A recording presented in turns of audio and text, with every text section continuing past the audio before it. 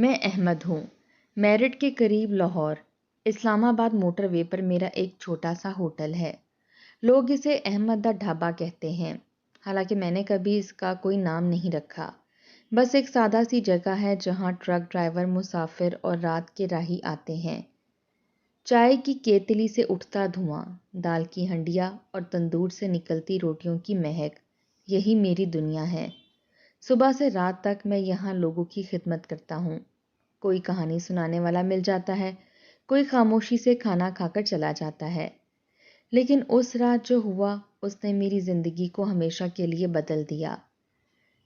شام کا وقت تھا، سورج ڈوب چکا تھا اور ہوٹل کی روشنیاں سڑک کے کنارے ہلکی سی چمک رہی تھیں۔ ٹرکوں کی آمد و رفت کم ہو گئی تھی لیکن ہوٹل ابھی تک زندہ تھا۔ چند ڈرائیور چارپائیوں پر بیٹھے چائے پی رہے تھے اور ان کی بلند آوازیں ہوا میں گونج رہی تھیں۔ اچانک ایک موٹر سائیکل کی کھڑکھڑاہٹ نے میری توجہ کھینچی۔ ایک نوجوان لڑکا، شاید 20 یا 22 سال کا، موٹر سائیکل سے اترا۔ اس کے پیچھے ایک بوڑھی عورت بیٹھی تھی۔ اس کی کمر جھکی ہوئی تھی اور چہرے پر برسوں کی تھکن جھلک رہی تھی۔ اس نے ایک پرانی سی چادر اوڑھی ہوئی تھی جو شاید کبھی سفید ہوگی لیکن اب دھول اور دھوپ نے اسے بھورا کر دیا تھا۔ لڑکے نے بوڑھی عورت کو ہوٹل کے ایک کونے میں بٹھایا جہاں ایک پرانی چارپائی پڑی تھی۔ وہ میرے پاس آیا اور کہا، بھائی، میری امی کو سنبھالنا، موٹر سائیکل کا پنچر لگوانے جا رہا ہوں، بس آدھے گھنٹے کی بات ہے۔ میں نے اسے غور سے دیکھا، اس کا چہرہ سادہ تھا لیکن آنکھوں میں ایک عجیب سی بے چینی تھی۔ ٹھیک ہے بھائی، بی بی کو چائے پلاؤں؟ میں نے پوچھا۔ اس نے ہلکی سی مسکراہٹ کے ساتھ کہا، ہاں بس ہلکی سی بنانا، امی کو شکر زیادہ پسند نہیں۔ وہ موٹر سائیکل پر سوار ہوا اور اندھیرے میں غائب ہو گیا۔ میں نے بوڑھی عورت کی طرف دیکھا، وہ خاموش بیٹھی تھی، اس کی نظریں دروازے پر جمی ہوئی تھیں۔ میں نے ایک ملازم سے کہا کہ چائے بنائے، وہ خود اس کے پاس جا کے بیٹھ گیا۔ بی بی، سب ٹھیک ہے؟ میں نے پوچھا۔ اس نے گہری سانس لی۔ بیٹا، میرا فضان کہاں چلا گیا؟ صبح سے ہم سفر کر رہے ہیں، اس نے کہا تھا بس آدھا گھنٹہ لگے گا۔ اس کی آواز میں لرزش تھی، جیسے کوئی ڈر اس کے دل میں گھر کر گیا ہو۔ میں نے دلاسا دیا، بی بی فکر نہ کرو، شاید پنچر کی دکان پر بھیڑ ہو، آپ آرام کرو، وہ آ جائے گا۔ وقت گزرتا گیا، ہوٹل پر مسافر آتے رہے، کھانا کھاتے رہے، لیکن فضان کا کوئی پتہ نہ تھا۔ بی بی سگرا، یہ نام اس نے مجھے بعد میں بتایا، کی بے چینی بڑھتی جا رہی تھی۔ وہ بار بار اٹھ کر دروازے تک جاتی، سڑک کی طرف دیکھتی اور واپس آ کر چارپائی پر بیٹھ جاتی۔ اس کی آنکھوں میں آنسو چمکنے لگے۔ بیٹا، میرا فضان، وہ میرا سب کچھ ہے، اگر اسے کچھ ہو گیا تو میں… اس نے بات ادھوری چھوڑ دی اور رونا شروع کر دیا۔ اس کی آواز میں ایک عجیب سا درد تھا جو میرے دل کو چھو گیا۔ مجھے اپنی ماں کی یاد آ گئی۔ میں 6 سال کا تھا جب وہ گھر سے چلی گئی تھی۔ ابا نے بتایا تھا کہ وہ ہمیں چھوڑ کر کسی اور کے ساتھ چلی گئی، لیکن ان کی باتوں میں ہمیشہ کوئی راز چھپا لگتا تھا۔ جب بھی میں ماں کا ذکر کرتا، ابا خاموش ہو جاتے یا بات بدل دیتے۔ برسوں سے وہ درد میرے دل میں دفن تھا، لیکن بی بی سگرا کی آنکھوں میں وہی انتظار دیکھ کر میرا دل بیٹھ رہا تھا۔ رات کے 2 بج گئے۔ ہوٹل اب تقریباً خالی ہو چکا تھا، صرف چند ملازم باقی تھے جو برتن دھو رہے تھے۔ فضان اب تک نہیں آیا۔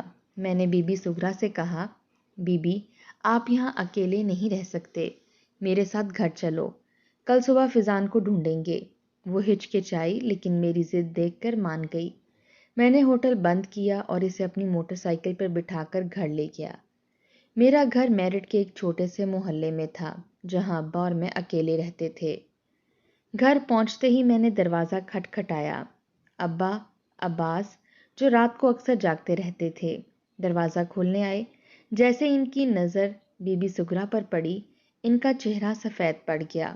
وہ ایک لمحے کے لیے ساکت کھڑے رہے، پھر اچانک 2 قدم آگے بڑھے اور بی بی سگرا سے لپٹ کر رونے لگے۔ سگرا، تم کہاں تھی؟ ابا کی آواز میں برسوں کا درد گھلا ہوا تھا۔ میں حیران تھا، ابا، یہ کون ہے؟ میری آواز میں غصہ اور الجھن تھی۔ ابا نے میری طرف دیکھا، ان کی آنکھیں بھیگ رہی تھیں۔ احمد، یہ تیری ماں ہے، میرا دماغ سن ہو گیا۔ ماں؟ وہ ماں جو ہمیں چھوڑ کر چلی گئی تھی؟ وہ ماں جس کے بارے میں ابا نے کبھی کھل کر بات نہیں کی؟ بی بی سگرا نے میری طرف دیکھا۔ اس کی آنکھوں میں درد تھا، لیکن ساتھ ہی ایک عجیب سی روشنی بھی۔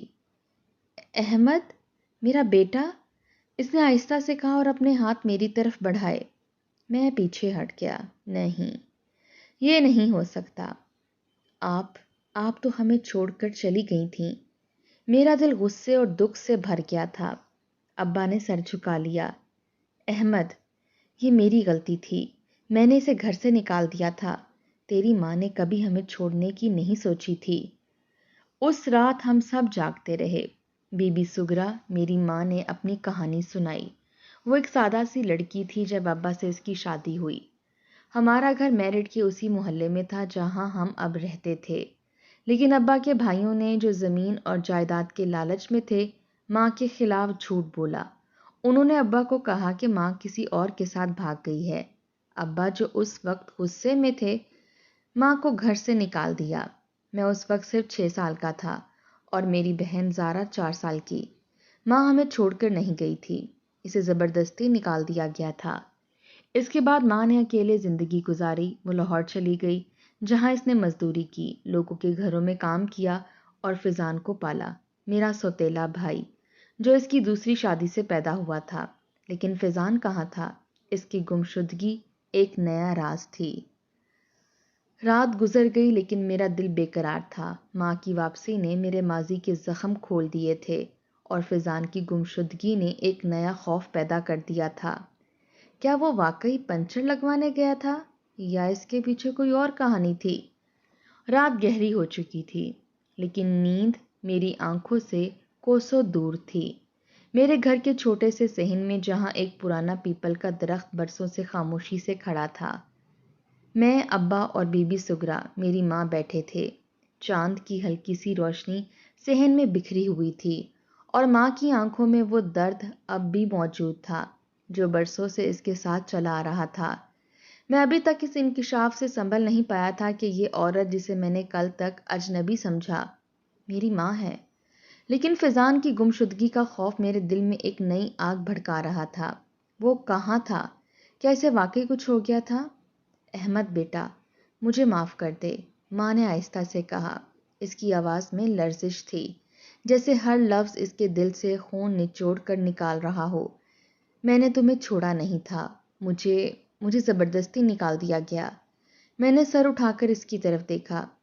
تو پھر تم واپس کیوں نہیں آئیں؟ میری آواز میں غصہ تھا، لیکن اس سے زیادہ درد۔ تم جانتی تھی کہ ہم یہاں ہیں۔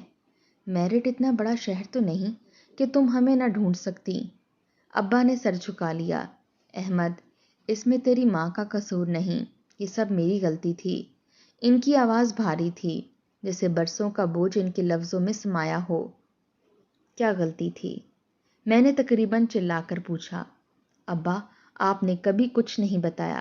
ہر بار جب میں نے ماں کا ذکر کیا، آپ خاموش ہو جاتے۔ اب بتائیں، کیا ہوا تھا؟ ابا نے ایک گہری سانس لی اور بولنا شروع کیا۔ جب تیری ماں سے میری شادی ہوئی، ہم خوش تھے۔ تم پیدا ہوئے، پھر تیری بہن زارا۔ لیکن میرے بھائیوں، تیرے چچا زادوں کو ہماری خوشی سے حسد تھا۔ ہمارے پاس کچھ زمین تھی جو میری ماں نے میرے نام کی تھی۔ وہ اسے ہتھیانا چاہتے تھے۔ انہوں نے تیری ماں کے خلاف جھوٹ بولا، کہا کہ وہ کسی اور کے ساتھ بھاگ گئی ہے۔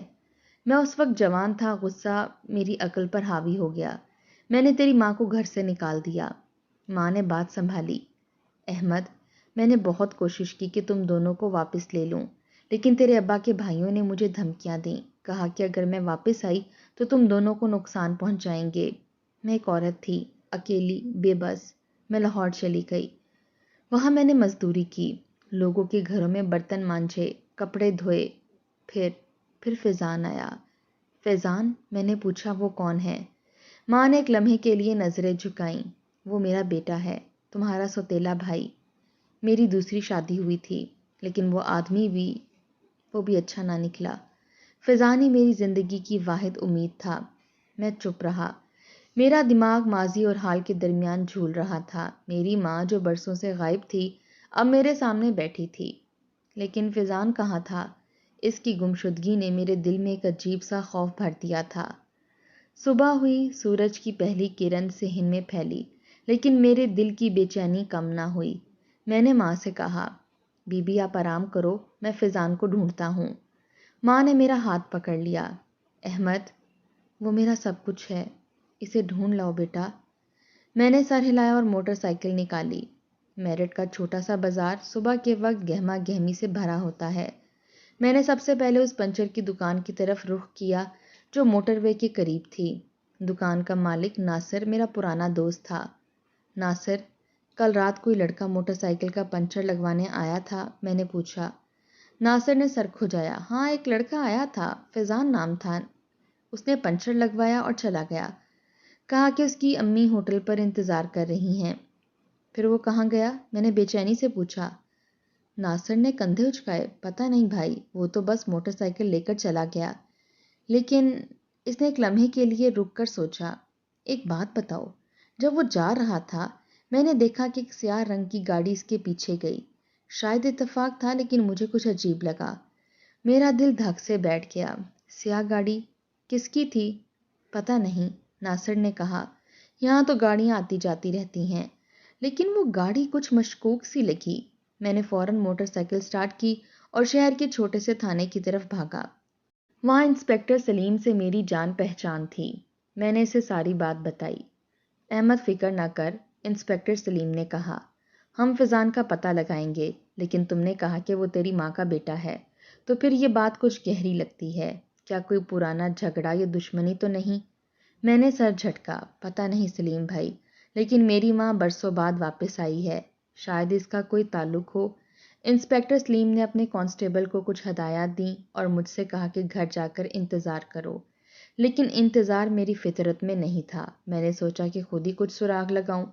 میں موٹر وے کے کنارے واپس آیا جہاں میرا ہوٹل تھا، شاید کوئی سراغ مل جائے۔ ہوٹل کے قریب ایک چھوٹا سا پیٹرول پمپ تھا جہاں رات کو کچھ لوگ اکثر رکتے تھے۔ میں نے وہاں کے ملازم رحیم سے پوچھا کہ کیا اس نے کل رات کوئی سیاہ گاڑی دیکھی تھی؟ رحیم نے سر جھکایا۔ ہاں بھائی، ایک سیاہ رنگ کی کرولا رات کو یہاں رکی تھی۔ 2 آدمی تھے اس میں، ایک نے فیول بھروایا اور دوسرا فون پر کسی سے بات کر رہا تھا۔ میں نے سنا کہ وہ کہہ رہا تھا، ہاں لڑکے کو پکڑ لیا، اب بس بی بی کا انتظار ہے۔ میرا خون کھول اٹھا۔ لڑکے کو پکڑ لیا؟ میں نے تقریباً چلا کر پوچھا۔ رحیم، تو نے یہ بات پہلے کیوں نہیں بتائی؟ بھائی مجھے کیا پتا تھا کہ یہ کوئی بڑی بات ہے، رحیم نے بے بسی سے کہا۔ میں نے فوراً انسپکٹر سلیم کو فون کیا اور یہ بات بتائی۔ انہوں نے کہا کہ وہ C C T V footage check کریں گے، لیکن میرا دل کہہ رہا تھا یہ کوئی اتفاق نہیں تھا۔ فیضان کی گمشدگی کے پیچھے کوئی بڑی سازش تھی۔ شام ہوئی، میں گھر واپس آیا۔ ماں صحن میں بیٹھی دعائیں مانگ رہی تھی۔ اس کے ہاتھوں میں تسبیح تھی اور آنکھوں میں آنسو۔ احمد، کوئی خبر ملی؟ اس نے پوچھا۔ میں نے سر جھکا لیا۔ بی بی فکر نہ کرو، پولیس ڈھونڈ رہی ہے۔ لیکن اسی لمحے دروازے پر ایک ہلکی سی دستک ہوئی۔ میں نے دروازہ کھولا تو سامنے ایک لڑکی کھڑی تھی۔ اس کا چہرہ تھکا ہوا تھا، لیکن آنکھوں میں ایک عجیب سی چمک تھی۔ احمد بھائی، اس نے آہستہ سے کہا۔ میں نے حیرت سے اسے دیکھا۔ تم کون ہو؟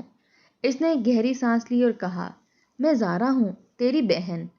زارا کی آواز نے میرے دل کو جھنجھوڑ دیا۔ میں زارا ہوں، تیری بہن؟ یہ الفاظ میرے کانوں میں گونج رہے تھے، لیکن میرا دماغ انہیں سمجھنے سے انکاری تھا۔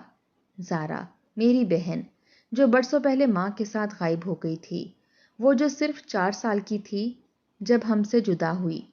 میں نے اس کے چہرے کو غور سے دیکھا۔ اس کی آنکھوں میں وہی گہرائی تھی جو ماں کی آنکھوں میں تھی، لیکن اس کے چہرے پر برسوں کی تھکن اور جدوجہد کے نشانات واضح تھے۔ زارا، میں نے حیرت اور شک کے ملے جلے جذبات سے پوچھا، تم یہاں کیسے؟ ماں جو صحن میں بیٹھی دعائیں مانگ رہی تھی اچانک اٹھ کھڑی ہوئی۔ اس کی تسبیح زمین پر گر گئی۔ زارا، میری بیٹی۔ اس کی آواز میں درد اور خوشی کا ایک عجیب سا امتزاج تھا۔ وہ دوڑ کر زارا سے لپٹ گئی اور دونوں ماں بیٹی ایک دوسرے کے گلے لگ کر رونے لگیں۔ ابا جو ایک کونے میں خاموش بیٹھے تھے وہ بھی اٹھ کھڑے ہوئے۔ ان کا چہرہ سفید پڑ چکا تھا۔ زارا، تم زندہ ہو؟ ان کی آواز لرز رہی تھی۔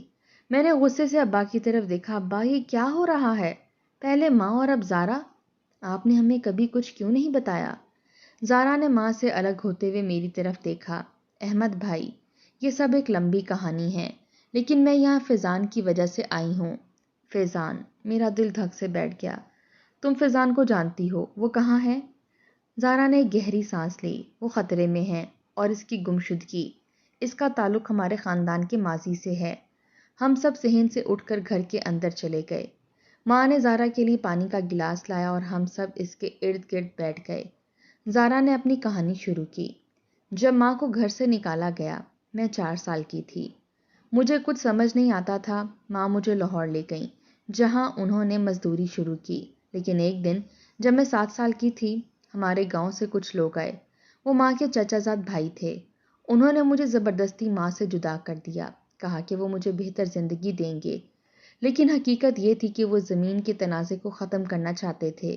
انہوں نے سوچا کہ اگر میں ان کے پاس رہوں گی تو ماں کبھی زمین کے لیے دعویٰ نہیں کرے گی.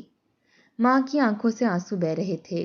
میری زارا، میری بیٹی، میں نے تمہیں ڈھونڈنے کی بہت کوشش کی، لیکن وہ لوگ مجھے تم تک نہیں پہنچنے دیتے تھے.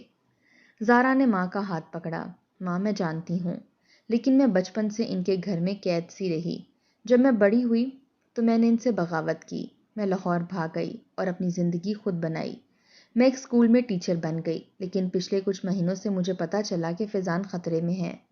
کیسے؟ میں نے بے چینی سے پوچھا. فیضان کا اس سب سے کیا تعلق؟ زارا نے ایک لمحے کے لیے رک کر کہا.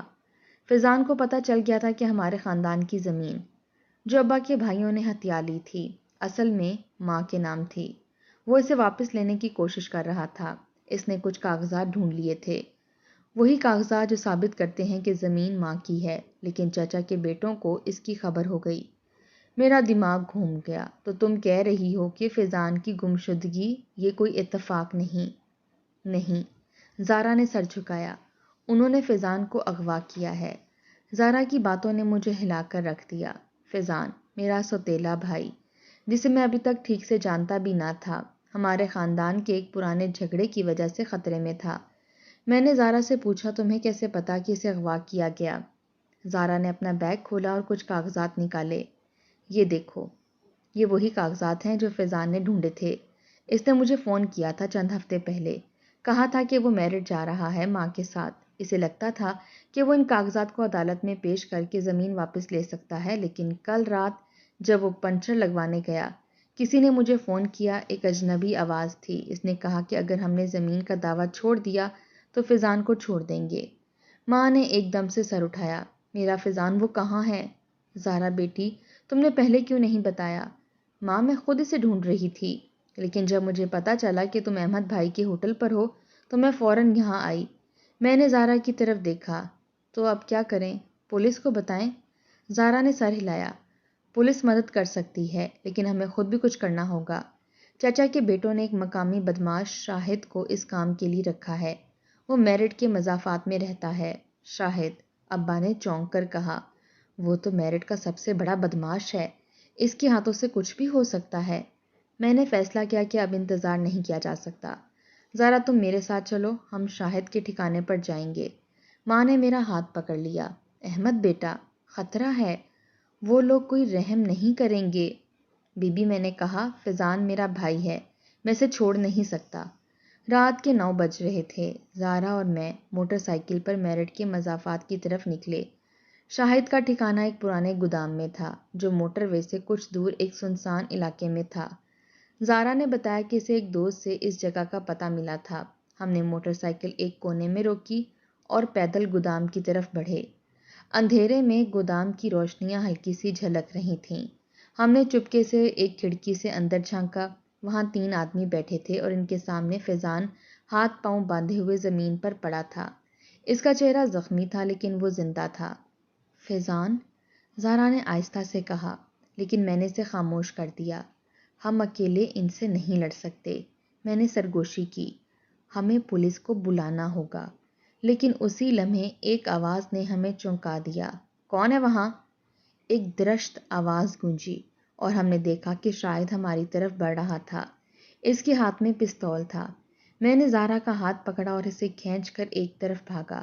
ہم ایک گلی میں چھپ گئے لیکن شاہد کے آدمی ہمارے پیچھے تھے۔ بھاگو، میں نے زارا سے کہا اور ہم دونوں اندھیرے میں دوڑ پڑے۔ اندھیرے میں ہماری سانسوں کی آواز گلی میں گونج رہی تھی۔ شاہد اور اس کے آدمی ہمارے پیچھے تھے اور ہر لمحہ ہمیں خطرے سے دوچار کر رہا تھا۔ زارا کا ہاتھ میرے ہاتھ میں تھا اور ہم دونوں میرٹھ کے مضافات کی تنگ گلیوں میں بھاگ رہے تھے۔ میرا دل زور زور سے دھڑک رہا تھا لیکن فیضان کی زخمی حالت میری آنکھوں کے سامنے بار بار آ رہی تھی۔ وہ میرا سوتیلا بھائی تھا لیکن اس لمحے وہ میرا اپنا خون لگ رہا تھا۔ احمد بھائی، ہم کیا کریں؟ زارا نے ہانپتے ہوئے پوچھا۔ پولیس کو فون کر، میں نے کہا اور خود ایک کونے میں چھپ کر اپنا فون نکالا۔ انسپکٹر سلیم کا نمبر ڈائل کیا اور فوراً ساری صورتحال بتائی۔ سلیم بھائی، فیضان ایک گودام میں ہے، شاہد نے اسے اغوا کیا ہے، ہمارا پیچھا ہو رہا ہے، جلدی آئیں۔ سلیم نے فوراً جواب دیا، احمد تم لوگ محفوظ جگہ پر چھپ جاؤ، ہم 10 منٹ میں پہنچ رہے ہیں۔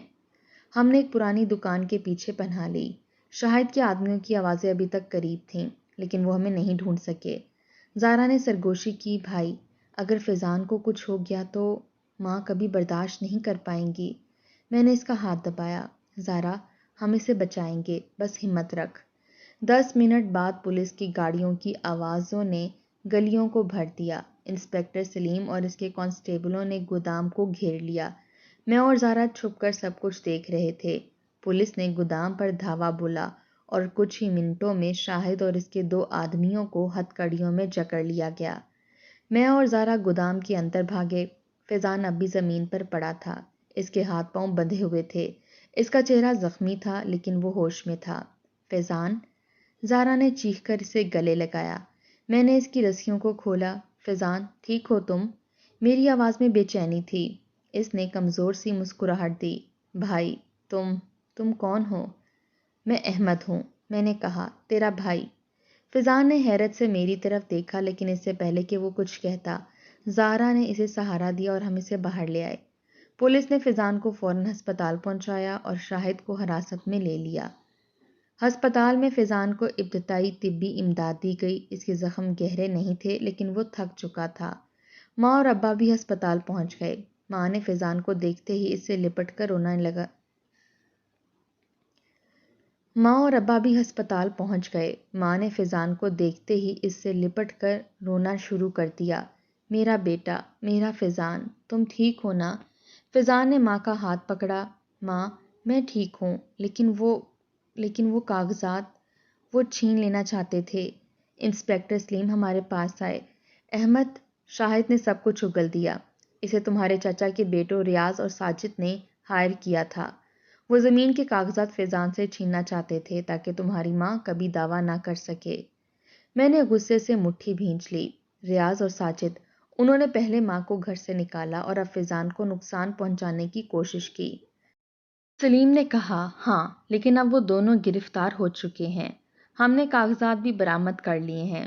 زمین قانونی طور پر تمہاری ماں کی ہے۔ ماں نے ایک گہری سانس لی۔ بیٹا، مجھے زمین نہیں چاہیے، بس میری اولاد، تم سب میرے پاس ہو یہی کافی ہے۔ ہسپتال سے واپس گھر آتے ہوئے ہم سب خاموش تھے۔ فیضان اب بہتر تھا اور زارا اس کے ساتھ بیٹھی تھی۔ ابا نے راستے میں کہا، سگرا، میں نے تم پر بہت ظلم کیا، کیا تم مجھے کبھی معاف کر سکو گی؟ ماں نے ابا کی طرف دیکھا۔ اس کی آنکھوں میں درد تھا لیکن ایک عجیب سی سکون کی روشنی بھی۔ عباس، جو ہو گیا وہ ہو گیا، اب ہم سب ایک ہیں، بس میری یہی دعا تھی۔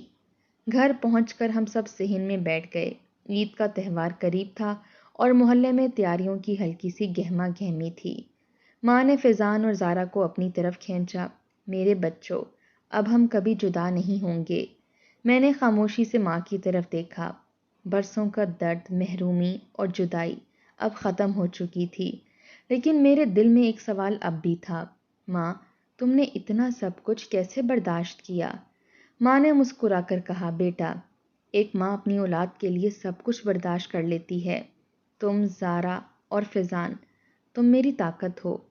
چند ہفتوں بعد عدالت نے زمین کا فیصلہ ماں کے حق میں کیا لیکن ماں نے وہ زمین بیچ دی اور اس کے پیسوں سے ایک چھوٹا سا اسکول کھولنے کا فیصلہ کیا جہاں زارا بچوں کو پڑھاتی تھی۔ فیضان نے بھی ہسپتال سے صحت یاب ہونے کے بعد اپنی پڑھائی دوبارہ شروع کی۔ وہ انجینئر بننا چاہتا تھا اور اس کی آنکھوں میں ایک نئی چمک تھی۔ میں اپنے ہوٹل پر واپس آ گیا، لیکن اب وہ جگہ صرف ایک ہوٹل نہیں تھی، وہ میری ماں کی واپسی کی گواہ تھی، میرے خاندان کے ملاپ کی کہانی تھی۔ ہر رات جب مسافر آتے اور چائے کی چسکیاں لیتے، میں سوچتا کہ زندگی کتنی عجیب ہے۔ ایک رات نے میری ساری دنیا بدل دی تھی۔ ہمارا خاندان جو برسوں سے بکھرا ہوا تھا، اب ایک ہو گیا تھا۔ ماں کی قربانی، زارا کی ہمت اور فیضان کی جدوجہد نے ہمیں ایک نئی امید دی۔ چاچا کے بیٹوں کو ان کے جرائم کی سزا ملی اور ہم نے ایک نئی زندگی شروع کی۔